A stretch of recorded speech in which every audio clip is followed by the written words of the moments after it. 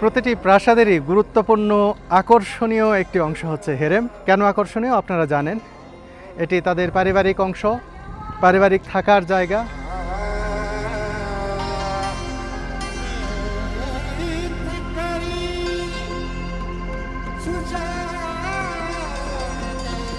এটি হচ্ছে এই প্রাসাদের সেরেমোনিয়াল হল।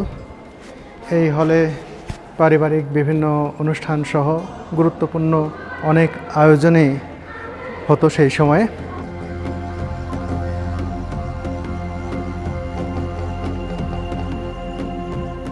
উসমানীয় সাম্রাজ্যের অনন্য নিদর্শন প্রায় ২৫০ বছরের পুরনো এই ইসাক পাশা প্রাসাদ।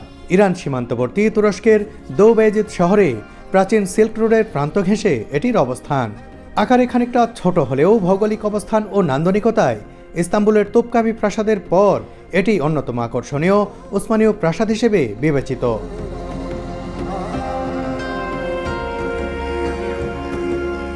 গাড়ি থেকে নেমে পড়েছি, এখন আমরা এই প্রাসাদটি ঘুরে দেখব। আমরা জানি না যে আসলে টিকিট কাটতে হবে কোথায়। মেইন গেটের কাছে চলে এসেছি। দেখুন কি নান্দনিক সৌন্দর্যের এই গেট, অসাধারণ। ওয়াও, এই প্রাসাদের গেটটা সত্যিই চোখ জোড়ানো, খুবই সুন্দর। ও সুরভি প্রবেশ করছে, করে বলছে বাম পাশেই টিকিট কাটা যায়। এই তো চলে এসেছি। এই যে মামুন ভাই টিকিট কাটছেন। মামুন ভাই কত করে? 350। বন্ধুরা, মামুন ভাই যে টিকিট নিচ্ছেন শুনলেন তো, যে আমাদের 3 জনের 350 লিরা, আর ইউরোতে দিলে 3 ইউরো করে দিতে হবে। এই যে ইসাক পাশা প্যালেসে ঘোরার টিকিট। ভেতরে প্রবেশ করার পরে প্রশস্ত একটি জায়গা, অনেক বড় জায়গা। তারপরে এই গেট দিয়ে আমরা আরও ভিতরে একেবারে প্রাসাদের অন্দরে প্রবেশ করব এখন।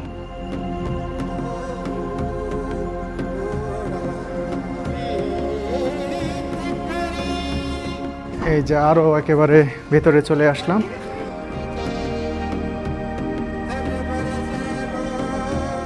সুপ্রশস্ত জায়গা রয়েছে অনেক। এর পাশাপাশি দেখুন কি কারুকার্য সম্বলিত, কি নান্দনিক স্থাপত্যের ইমারত দেখতে পাচ্ছি, ভবন দেখতে পাচ্ছি, কাঠামো দেখতে পাচ্ছি। আসলে এটা এই প্রাসাদের হেরেমের অংশ। এই যে গেটটি দেখতে পাচ্ছেন, এই গেট দিয়ে ভেতরে প্রবেশ করলেই আমরা প্রবেশ করে যাব হেরেমের অন্দরে। এই প্রবেশদ্বারের যে অলঙ্করণ, এই প্রবেশদ্বারের যে বিশালত্ব, এটা দেখে অভিভূত হতেই হয়। এত উঁচু একটি প্রবেশদ্বার, আর এর যে কারুকাজ, এটা বর্ণনাতীত। এর উপরে যে পাথর দিয়ে যে খোদাই করে যে লতা পাতা এবং পশু পাখির চিত্র অঙ্কন করা হয়েছে, ফুটিয়ে তোলা হয়েছে খোদাই করে, সেটা এক কথায় অসাধারণ।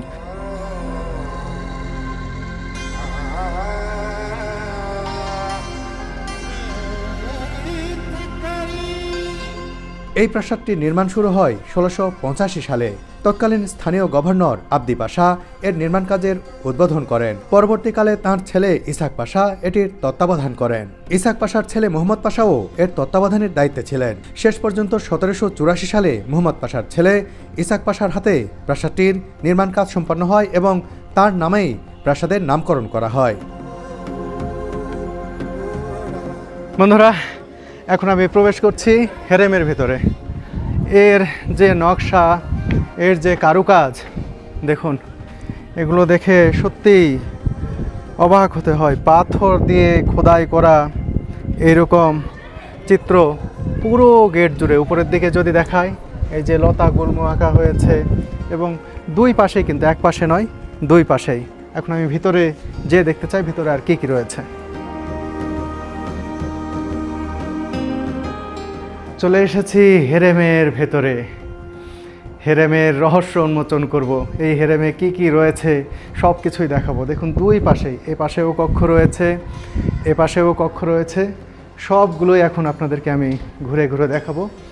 দেখুন অনেক সুন্দর সুন্দর কক্ষ এর ভিতরে। এখানে গ্রিল দেওয়া, জানি না কি এটি, পরিত্যক্ত অবস্থায় রয়েছে, কোনো কিছু লেখাও নেই।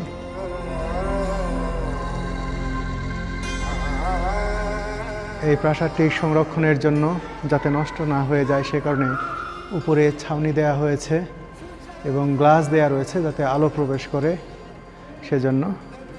আর এখানে কিছু লেখা রয়েছে। বন্ধুরা, এটি হচ্ছে এই প্রাসাদের সেরেমোনিয়াল হল।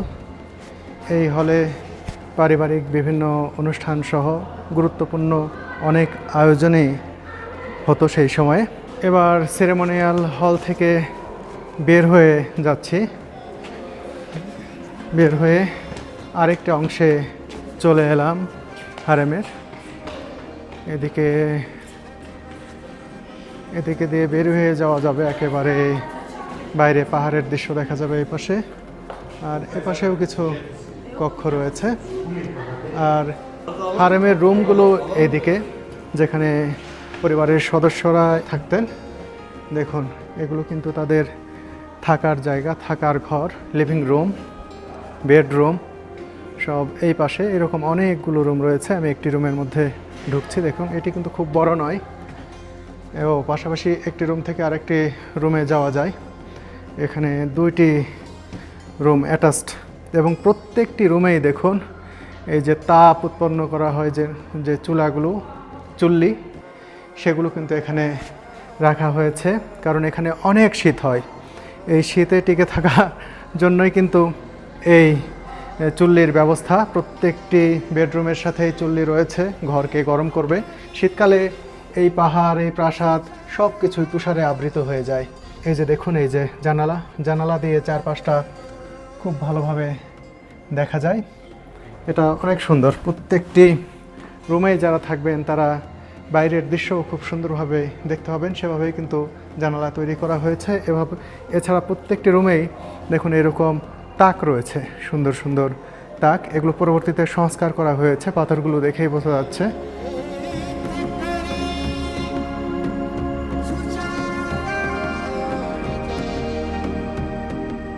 হেরেমের অন্তর্ভাগটা অনেক বড়। আর সেরেমোনিয়াল হল বলেন, তাদের থাকার ঘর বলেন, সব কিছুই অসাধারণ, খুব সুন্দরভাবে তৈরি করা হয়েছে। বসবাসের জন্য, আরামদায়কভাবে বসবাসের জন্য যা কিছু করার দরকার আজ থেকে 350 বছর আগে কিন্তু সেভাবেই এই প্রাসাদটি তৈরি করা হয়েছিল।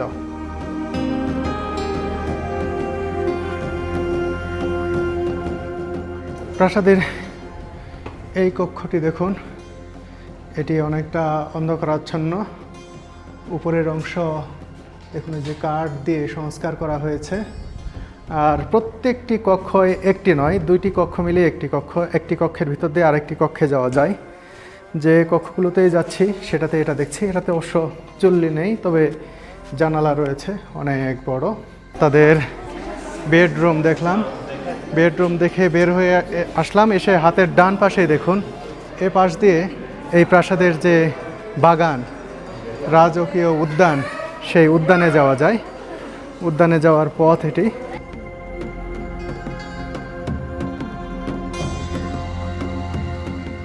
এই যে সিঁড়ি, এই সিঁড়ি দিয়ে নেমে গেলেই কিন্তু উদ্যান, কিন্তু এখন বন্ধ রয়েছে, সে কারণে এই পাশ দিয়ে উদ্যানে যাওয়ার সুযোগ নেই। তবে আরও উপরে উঠলে উদ্যান দেখা যাবে, অর্থাৎ বাগান দেখা যাবে। এর পাশেই একটি রুম রয়েছে, এই রুমটা দেখি। এখান থেকে অবশ্য উদ্যানটি দেখতে পাওয়ার কথা। এখানে দেখুন চুল্লি রয়েছে, এটাও একটি থাকার ঘর। এই যে এই অংশটি উদ্যান ছিল, এই যে অংশটি দেখতে পাচ্ছেন, এটি এই প্রাসাদের উদ্যানের অংশ। দেখুন খুবই সুন্দর। আরেকটি বিষয় দেখাবো, চমকে যাবেন। দেখুন এখান থেকে শহর দো বেয়াজেদ শহরটি কত সুন্দরভাবে দেখা যায়। এমন জায়গায় এই প্রাসাদটি তৈরি করা হয়েছে, এটি নিরাপত্তার দিক দিয়ে যেরকম সুরক্ষিত, কোনো কেউ আক্রমণ করতে এলে দূর থেকে দেখা যাবে। আবার এখান থেকে যে প্রাকৃতিক নৈসর্গ, এটা সত্যি অসাধারণ, মনোমুগ্ধকর।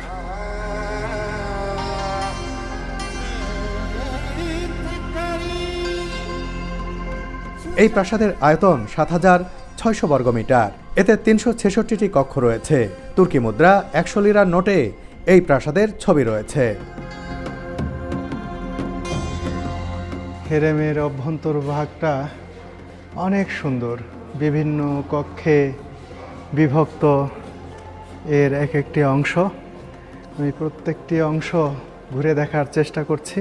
বাগানের অংশটি দেখে এবার আমরা যাচ্ছি এই প্রাসাদের বাথরুমগুলো দেখতে, যে বাথরুমগুলো কেমন হয়ে থাকে সেই সময় এখানে যারা শাসক ছিলেন তাদের পরিবার কী ধরনের বাথরুম ব্যবহার করতেন, ইসাক পাশার পরিবার এবং তাদের বংশধররা। এই যে দেখেন যে বাথ, এটাকে কিন্তু আমরা হাম্মামখানাও বলে থাকি।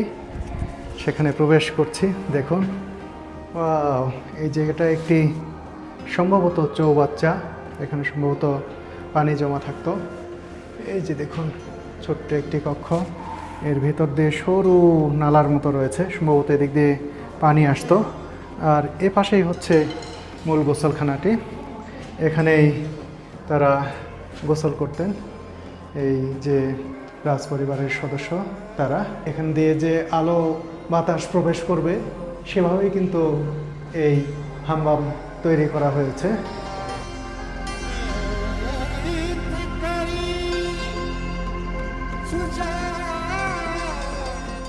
বন্ধুরা, হাম্মামের পরেই এবার আমি প্রবেশ করব এই প্রাসাদের কিচেনে। এই যে দেখুন, এটি হচ্ছে কিচেন। কিচেনে আমি প্রবেশ করছি। অনেক বড় একটি কিচেন, দেখুন। ওরে বাবা, দেখুন কত সুন্দর করে এই কিচেনের কারুকাজটাই তো অসাধারণ। যাতে এখানে রান্না বাড়া করা হলে ধোঁয়া কিংবা গ্যাসগুলো যাতে বের হয়ে যেতে পারে উপর দিয়ে, সেরকম একটি ব্যবস্থাপনা রাখা হয়েছে। এদিক দিয়ে আলো বাতাসও আসতে পারবে। আর দেখুন কত বড় একটি জায়গা। এখানেই এই প্রাসাদের যত মানুষের খাবার রান্না করা হতো, ইসাক পাশা তার পরবর্তী বংশধর যারা এখানে শাসন করেছিলেন তাদের পরিবারের অর্থাৎ রাজ পরিবারের রান্নাগুলো এখানেই হতো। অনেক সুবিশাল এই জায়গাটি।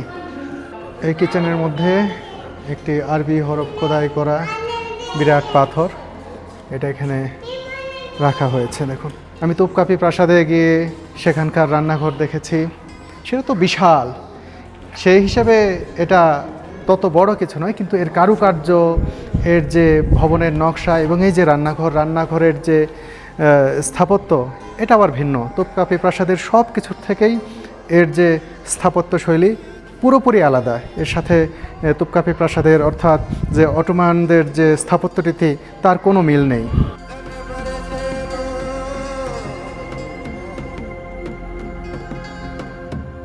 এটিও রান্নাঘরেরই একটি অংশ। এখানে বড় বড় চৌবাচ্চা রয়েছে। জানি না এই ঘরগুলো রান্না কাজে ব্যবহার করা হয় কিনা। রান্নাঘরের সাথে এই রুমটা অ্যাটাচড, সেই কারণেই বলছিলাম। আর এই যে দেখুন, এখানেও কিন্তু চুল্লি রয়েছে। আর এ পাশ দিয়ে আরেকটি অংশের দৃশ্য খুব ভালোভাবে দেখা যায়। দেখুন, পাহাড়ি এলাকা এখান থেকে দেখতে পাচ্ছি।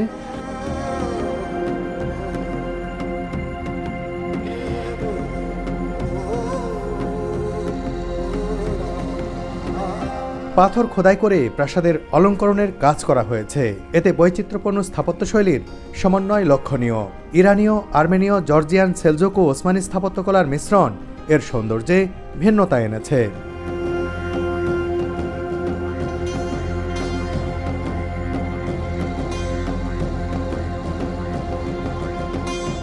বন্ধুরা, এবার আমি প্রবেশ করছি ইম্পেরিয়াল কাউন্সিলে। দেখুন, এটাও এই প্রাসাদের খুবই গুরুত্বপূর্ণ একটি অংশ।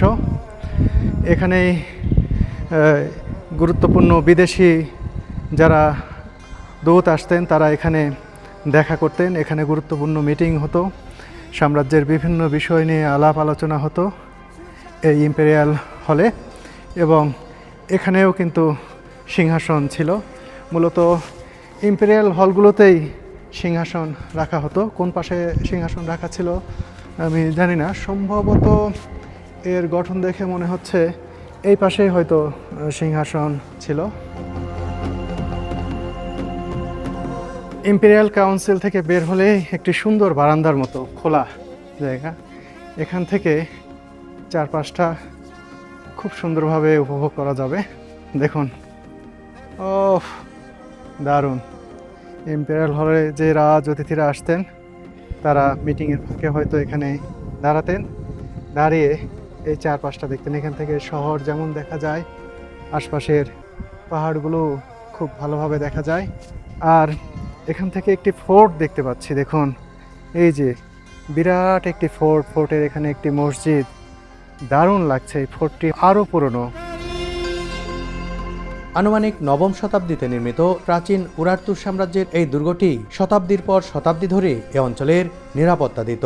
প্রাচীন বাণিজ্য রুট হওয়ায় বিভিন্ন অঞ্চল থেকে ব্যবসায়ীরা আসতো এই পথে।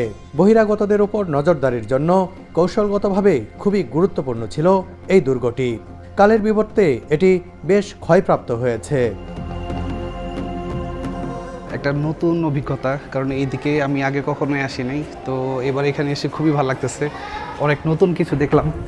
এই দোবেজিদ বা এই একেবারে ইরান সীমান্তবর্তী এলাকায় জি। এত বড় একটি প্রাসাদ, আর এর স্থাপত্য এতটাই নান্দনিক।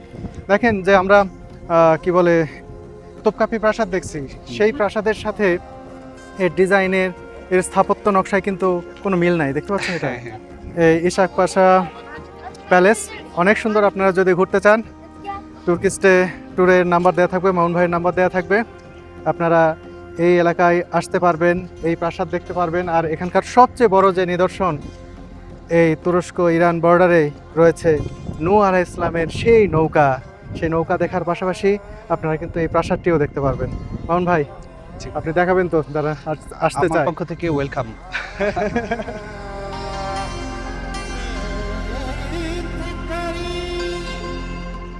এদিক দিয়ে আন্ডারগ্রাউন্ডে যাওয়া যায়। দেখুন, এটা অনেক উঁচু থেকে নিচের দিকে নেমে গেছে। এই সিঁড়ি দিয়ে নিচে নামতে হয়। এ পাশটা একেবারেই অন্ধকার, কিছু দেখা যায় না। আর এ পাশে দেখুন, এ পাশে আরও অনেক নিচুতে, জানি না এখানে প্রাসাদের কী রয়েছে। হায় হায়, কি বড় একটি দেয়াল!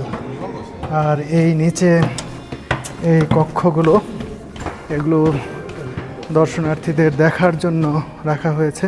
এই যে দেখুন, এখানে একটি কক্ষ রয়েছে। এর পাশাপাশি এখানেও বিভিন্ন কক্ষ রয়েছে। একটি কক্ষে ঢুকবো, সম্ভবত কক্ষগুলো একই রকম লাগছে আমার কাছে। শেষের কক্ষে ঢুকে দেখব যে কি আসলে। ওয়াও, এই যে কক্ষে প্রবেশ করছি। দেখুন, জানি না তারা এই কক্ষগুলোতে কি রাখতেন বা কি কারণে নির্মাণ করেছিলেন। দুর্গের মতো, দুর্গই এটা, একসময় দুর্গ হিসেবেও ব্যবহার করা হয়েছে, আপনারা জানেন।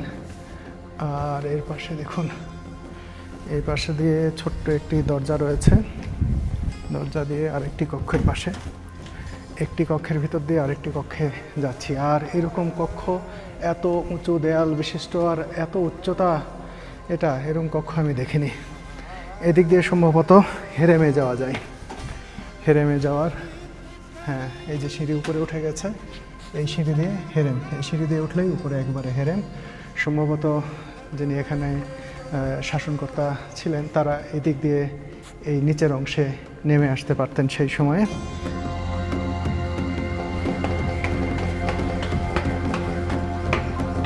এই নিচের কক্ষগুলো থেকে ফিরে আসার সময় আমার মনে হলো, আচ্ছা, যেহেতু এটা হেরেমের সাথেই, আর নিচের এই লম্বা লম্বা অনেক বড় বড় যে কক্ষ, এই কক্ষগুলো কি তাহলে দাসীদের রাখা হতো এখানে? উপরে থাকতো তার পরিবারের সদস্যরা, আর এখানে দাসী এবং উপপত্নীদের জন্য কি থাকার ব্যবস্থা? আগে যে হেরেমের মধ্যে যে কক্ষগুলো দেখেছি বসবাসের, সেগুলো সম্ভবত তার পরিবার এবং উপপত্নীদের জায়গা, আর দাসীদের জায়গা সম্ভবত নিচে। আমি নিশ্চিত না, এ ব্যাপারে সেখানে কিছু উল্লেখও নেই।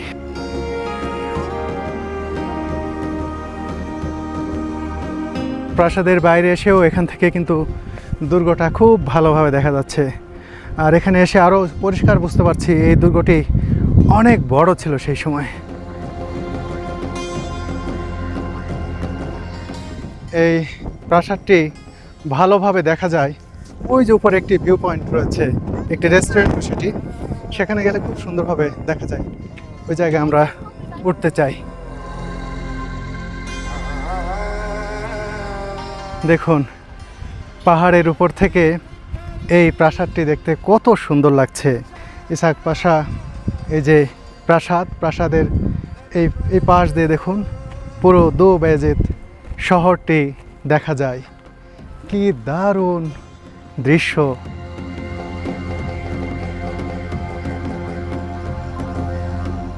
বন্ধুরা, ইসাক পাশা প্রাসাদের আরও ভালো ভিউ দেখতে, আরও নান্দনিক ভিউ দেখতে আমরা উঠছি উপরের দিকে। কষ্ট করতে হচ্ছে, অনেক উপরে সেই ভিউ পয়েন্টটা, অর্থাৎ এই রেস্টুরেন্টটা। অনেক উপরে উঠে এসেছি। এই যে মামুন ভাই উঠে এসেছেন, সুরভিও এসেছে। এদিকে ফোর্ট, আর ওই যে দেখুন প্রাসাদটা, কি দারুণ।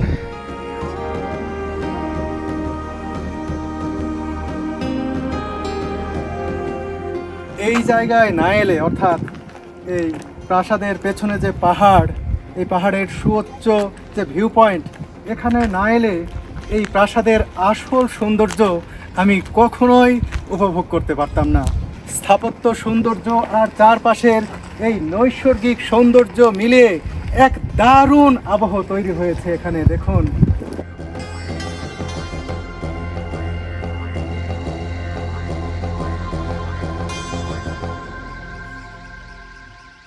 এই রেস্টুরেন্টে এসেছি, আর এই যে ব্যাকগ্রাউন্ড আরও ভালো লাগছে। আর এখানে এসে এক কাপ টার্কিশ চা না খেলে কেমন হয়। দেখুন এই যে চা দিয়ে গেছে কাপ সহ, তাদের এই কাপটা তো অসাধারণ লাগে সব সময়। এটা কি? ও আচ্ছা।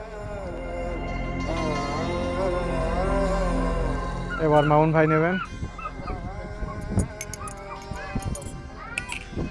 এরকম জায়গায় বসে চা খেতে খেতে এরকম দৃশ্য দেখা। এখানে যদি এই প্রাসাদটি নাও থাকতো, শুধু যদি এরকম ভিউ পয়েন্ট থাকতো আর এই শহর দেখা যেত, শহরের পেছনে বড় বড় পাহাড়গুলো দেখা যেত, তাহলেও কিন্তু এখানে মানুষ আসতো। কারণ এই জায়গাটা এতই সুন্দর। এই সুন্দরের মাঝে এই সুন্দর এই যে প্রাসাদ, এটি এখানকার গুরুত্ব বহু গুণ বাড়িয়ে দিয়েছে। আর এখানে বসে এই টার্কিশ লাল চা এই টার্কিশ কাপে খেতে কি যে ভালো লাগছে। আর বলতে বলতে আমাদেরকে কিন্তু দিয়ে যাওয়া হয়েছে, এটার নাম কি যেন ভাই? এটা একটা টার্কিশ একটা মিষ্টান্ন, নাম জানি না। দেখুন এটি কিন্তু খেতে খুব দারুণ হবে।